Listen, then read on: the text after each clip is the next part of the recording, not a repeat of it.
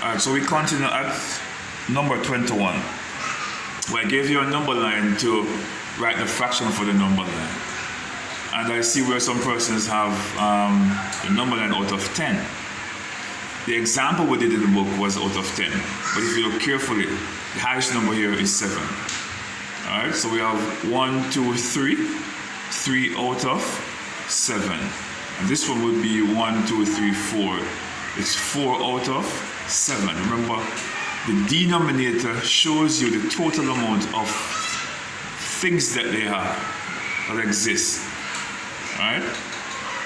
The numerator tells you how much is taken out or how much is used up. So you have to pay close attention to detail. It is not out of 10, it is out of 7. Though I give you the answer correct nonetheless. We also got a table to put in mixed numbers, proper fraction, and the improper fraction. Proper. You'll have put all your mixed numbers in that particular 4 and 2 over 9. One was 2 and 3, 12. So all of the mixed numbers should have a whole number and a fraction. Right? You should put all your mixed numbers under this column. In this column, which is the improper fraction, you put all the fraction which has a larger number at the top. For example, 9 over 7, we also had one with 4 over 3. Alright, those. Once a bigger number is at the top, it is an improper fraction. With proper fraction, it is the opposite. The smaller numbers are at the bottom. For example, I gave you 3, 13. I also gave you 3, 7. Alright, those would have been proper fraction. The smaller number at the top, the larger number at the bottom. That was question number 23. For question number 24, I gave you for 24, 25, 24, which was 3 over 4, 25. And this is where I see a number of persons fall down. In fact, most persons fall down right here. Alright, so I want you guys to pay close attention to what we're doing here. 5 over 8. I know equivalent fractions can be tricky, but if you were paying attention while we were getting it done, you would notice that an equivalent fraction is a fraction which can be where both numerator and denominator can be divided or multiplied by the same number. What I see some people do is to multiply by 2, right? And we got 2 3s 6 over 8, 3 3s 9 over 12. You could also use 4 3s 12, 4 4 16, right? You could also use 2 here again. 2 2s 4, 2 5 10, 3 2s 6, 3 5 15, 4 2s 8, 4 5 20. Whatever number you multiply the numerator by, you have to also do it by the denominator. You could use 10 if you want. 10 5 50, 10 8 80. You could use 100 if you want. 100 times 5 is 500, and 100 times 8 is 800. But you have to multiply the number by the same number. You have to use to multiply both numerator and denominator in order to get your answer. If you do not do that, you run the risk of finding yourself in deep waters. Alright? Both numerator and denominator must be multiplied by the same number. Right? To give you, here we multiply it by 10, here we do it by 100. It doesn't matter. You could even do it by 1,000 if you want to. But you have to ensure that both numerator and denominator are multiplied. I see some people putting back the same denominator. Alright? That's not going to be an equivalent fraction. Because it has to be where both numerator and denominator can be divided or multiplied by the same number. Number 30, and the same thing for number 32. Number 30 to 32. For example, let me do 1 and you can use your imagination for the others. Equals 30. Alright? The first thing you do, you say to yourself, how many times can I multiply 6 to get 30? It is 5. And if I multiply the denominator by 5, I also must multiply the numerator by 5. It will be 25 over 30. And so wherever you see the box is empty, alright, look at the bottom or look at the top. If the box is at the top, look at the bottom and ask yourself, how many times could that number go into that number? How many times could the larger go into the smaller? How many times can the smaller go into the larger? Or what do I need to multiply the smaller by to get the larger? Whichever way you want to look at it. Multiplication is the opposite of division. Doesn't matter which way you want to work it out. Alright, and I see where some persons were having a bit of a struggle there. That's for 30 to 32. When we get to 33, and I was very surprised, 33 to 35, 33, where some persons leave these blank. I was disappointed here to see persons leaving these blank because it is asking you to simplify it. And I don't think it is that difficult to simplify these 3 questions. But we're simplifying what we're looking for. We're using the ice factor, which can go into both 8 and 24. And we could use 8. And these were not so bad at all because we could use 8 into 8, 1, 8 into 24, 3. That's 1/3. Alright, for 6 we could use 2 because 6 can't go into we could use 3, I should say. 3 into 6, 2, 3 into 15, 5, 2 fifths. 15 into 15, 1. 15 into 45, 3. Or even if you want to use 5, if you want to use 5, that's okay. Alright, if you want to use 5, that's okay. But I'm using the highest common factor, which is 15. Alright, because 15 is both a factor of 15 and 35. So that shouldn't have given you much of a problem. 36 also was the same thing. 10 over 12. And the highest common factor we could use for both would have been 2 into 10 goes 5, 2 into 12 goes 6, and it will be 5 over 6 for our answer there. That wasn't all that depressing or stressing. 36, I was very impressed at number 37 and 38. I was very impressed to see some people doing what they were taught in class. And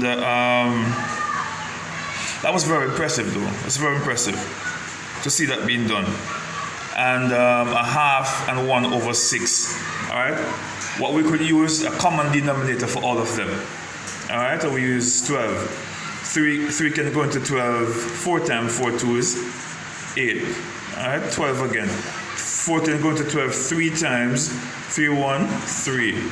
12 for this one. 12 can go in, 2 can go into 12 all the time. 6 times 6 1 6. 12 again. 6 can go into 12. 2 times 2 1 2. Right? And then we arrange them based on the value of the numerator. With 38, I see where some persons have forgotten completely what we did in number 38.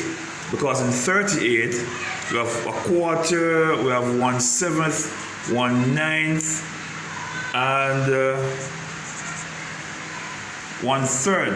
And remember, I told you guys, if the numerator is the same value, all you need to do is to arrange the denominators in ascending orders or descending order, whichever way you're asked to do so. But if the numerator is the same value, you do not need to find a common denominator for those. All you need to do is to arrange them back in numerical value. Alright, and then you have 7, and then you have 1 9. That is what I wanted to see from you guys. And so, unfortunately, some people did not do that. Alright, for those who did it, I'm very happy that you remember. Where are we now? 38, number 39. Number 39, 40 and 41. 39 to 41. They're adding like fractions. That wasn't that much of a challenge for you guys to do. For number 31, 5 over 8 plus 1 over 8. All we need to do these are like fractions. When you're adding like fractions, all you need to do is to keep the denominator and add the numerator, and you can reduce it to the lowest term. As factor here, we could use 2, which will give us 3. 2 into give us 4, and 3/4 would be your answer. Right? So 39 to 41 are like fractions. You keep the denominator and you add the numerators. Look at 42. 42 was 2, 5 plus 1 over 3. All right, we find the LCM. We have find the LCM here, we can use 15. Both 5 and 3 can go into 50. They are both multiples of 15. We find the LCM, the lowest common multiple. 5 into 15 goes 3. 3 times 2 equals 6. 3 into 15 goes 5. 5, 1, 5.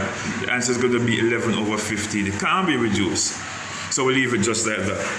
All right, number 43 was the same thing. Number 43? No, number 43 was mixed numbers. Number 43 was mixed numbers. We had 8 and 1 over 3 plus 7 and 1 over 4. As I said earlier, when you're doing addition and subtraction of mixed numbers, you first need to deal with the old numbers first. So 8 and 7 give me 15. I put them aside. Right? 8 and 7 give me 15. I put it aside. I'm going to work now on the 1, 3, 1/3, and the quarter. I'm using 12 here.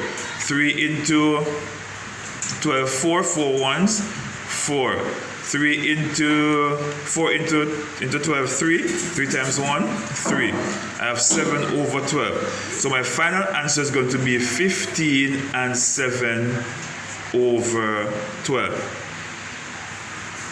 That will be my final answer. 44, same as 42. 45, what was 45 again? 45 was 45 and 46. 45 to 46 was subtracting like fractions. 7, 16 minus 3, 16. When you're subtracting like fractions, all you need to do is to keep the denominator. When you're adding or subtracting like fractions, you keep the denominator and then you're going to subtract the numerators. 3 minus 7 is going to give us 4, and so we can reduce this. 4 into 4, 1, 4 into 16 goes 4, and that will give me a quarter. Those who did not reduce it, I still give you a mark, but those who reduce it, I really like that. All right? I like the fact to take the time to reduce it. Then 49, let's do 49 and 50 quickly. 49 is 9 and 4/5 minus 4 and 1/5. 49 shouldn't have given you much of a problem, because all we were doing now with 49 is to subtract the old numbers. 9 take away 4, give you 5. And here we have what? 4/5 as the fractions. 4/5 and 1/5. In this particular case, the two fractions are going to be like fractions, so we keep the denominator. 1 take away from 4, leave 3. So my answer is going to be the 5 here and 3 over 5. The final one is number 50. Number 50 is 12 minus 5 and a quarter. 12 minus 5 and a quarter. Remember, I told you guys that you need to subtract 1, right? Which is going to give you 11. All right, and we're going to find an equivalent fraction as the fraction that exists over here and put it up on itself, because we've taken away 1, and the value of that equivalent fraction should be 1.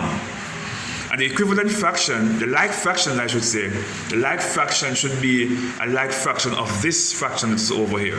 So we're going to create a like fraction over here, which is going to be of the same denominator as this one, and we're putting it upon itself so that it can equal to 1. And that will be 4 upon 4. Minus 5 and 1 over 4. And I see where some people fall down here, right? Because they did not subtract the 1 here. They only go ahead and subtract the 5 from 12. And if a 5 from 12 you have, you're going to get 7, and the 7 is going to be incorrect. That's to be 11 from 5. Leave 6. And over here we have like fraction here and a quarter here. And when we have like fractions, all we need to do is to put it back, and then we're going to that from that, and so we have 6 and 3 over 4. And I've done videos on doing and subtracting fraction. So go ahead, check out those videos and get some practice.